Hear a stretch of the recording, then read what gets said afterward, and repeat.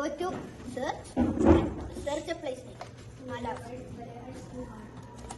And enter, it goes to restaurant. Selecting a restaurant, we come to food page. Now, if I want burger,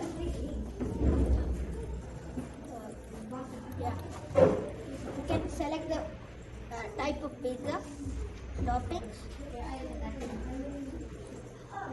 sauce, size. Then if we click add to cart, it comes to the same page. Now when we go to checkout, it goes to checkout page. This is just a static, and when we check out, it comes to the payment. I'll type a mobile number, card holder,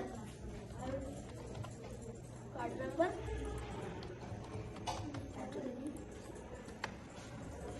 and pay. Now my estimated time is 25 to 30 minutes. We have ratings. We have about page and contact us.